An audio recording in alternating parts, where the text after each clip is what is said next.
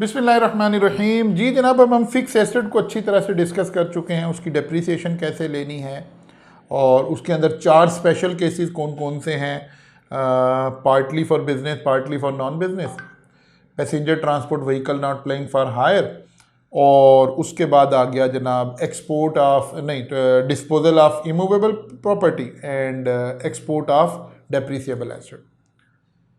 अब जनाब हमने अगर किसी क्वेश्चन में मल्टीपल एसेट्स आ गए तो फिर हमने एक फिक्स एसेट शेड्यूल हमें बाद दफ़ा ना एग्जाम में बनाना पड़ जाता है।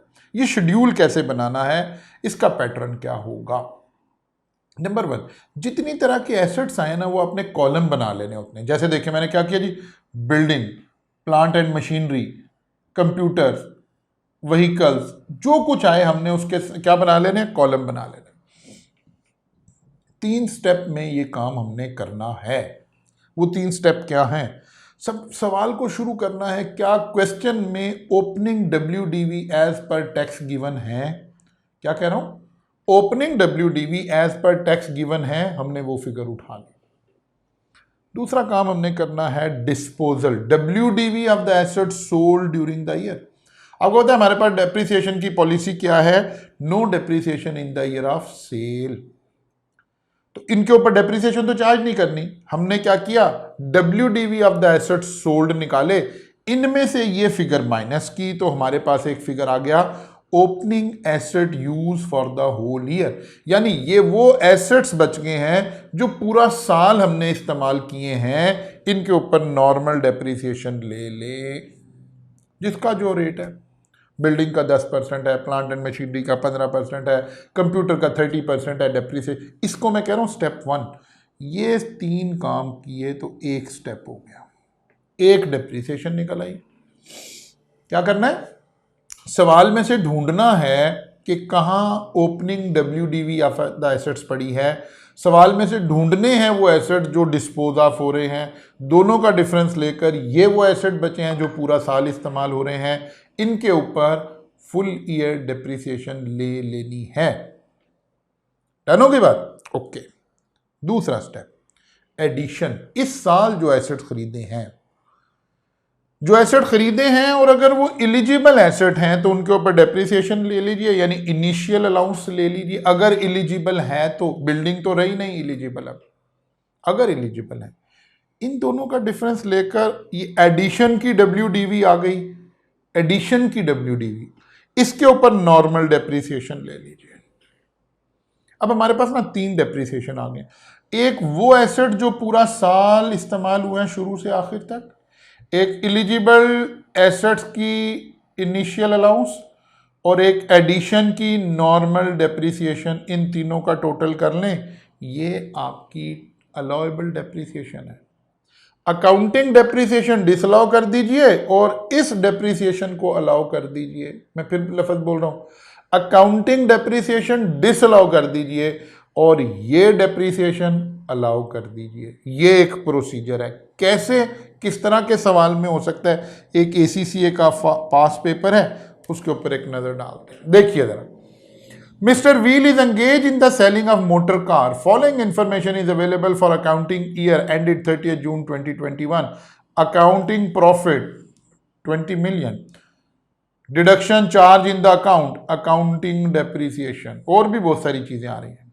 मैं तो आपको एक खास बात समझाना चाह रहा हूं इस वक्त। फिर आ रहा है फिक्स एसेट से रिलेटेड। इस पॉइंट 4 में देखिए क्या गिवन है, tax return down value of asset, यानी वही opening WDV of the assets. कौन कौन से एसेट हैं? बिल्डिंग है, फर्नीचर है, प्लांट है, मोटर व्हीकल है। इसका मतलब है 4 कॉलम बना लेने चाहिए हमें। ओपनिंग वैल्यू मिल गई है। अब हमने क्वेश्चन को पढ़ना है सारे को इधर उधर से, और उसको पढ़कर देखना है डिलीशन क्या हुई है। A deluxe motor car was purchase, purchases भी देखनी है, लेकिन अभी हम क्या देख रहे हैं? सिर्फ क्या देख रहे हैं? डिस्पोजल देख रहे हैं। वन ऑफ द बिल्डिंग जिसकी कॉस्ट 10 मिलियन है, रिटर्न डाउन वैल्यू ये है, वॉज सोल्ड। अब इसके ऊपर 2 प्रोविजन अहम आनी है हमारी। कौन कौन सी? एक तो वही special provision disposal of immovable property, gain will be equal to depreciation previously charge वाली प्रोविजन भी अप्लाई होनी है। A second hand plant not previously used in Pakistan was, ये भी परचेजेस की बात आ रही है। मेरी बात समझ रहे हैं? यहाँ से हमने सेल एंड परचेज अपने क्वेश्चन में से ढूंढनी है। सेल क्या है, परचेज क्या है, ये हमारे जहन में एक बातें आ गई। अब क्या करना है? वैसे तो आपने पूरा सवाल करना है। This is one of the best question. जितना कुछ मैंने पिछले 4-5 लेक्चर में पढ़ाया आपने इस सवाल को, ये स्लाइड मैंने आपको दी हुई है, यहीं से इसको आपने एक दफ़ा लेकर चला। अब ज़रा देखिए, मैं आ गया जनाब यहाँ पर, जो बात मैं आपको समझाना चाह रहा हूँ।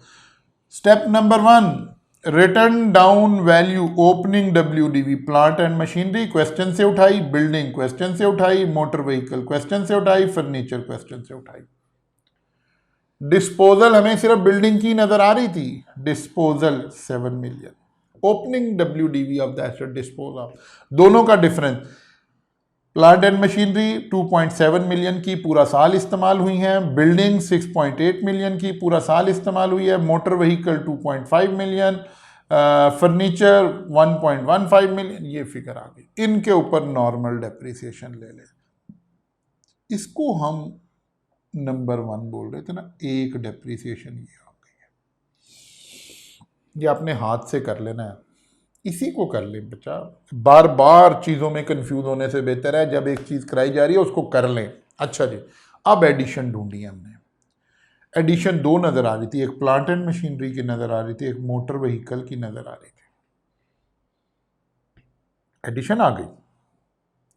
अब इनमें से प्लांट एंड मशीनरी एलिजिबल है, इसके ऊपर इनिशियल अलाउंस ले लिया, मोटर व्हीकल तो एलिजिबल नहीं है, ये माइनस करके एक डेप्रिसिएशन हमें दूसरी मिल गई, इनिशियल अलाउंस मिल गया, और फिर इन दोनों के डिफरेंस से दोबारा चीज़ें निकाली, इस पे फिर normal depreciation, full year depreciation in the purchase वाला उसूल लगा, ये तीसरी डेप्रिसिएशन आ गई।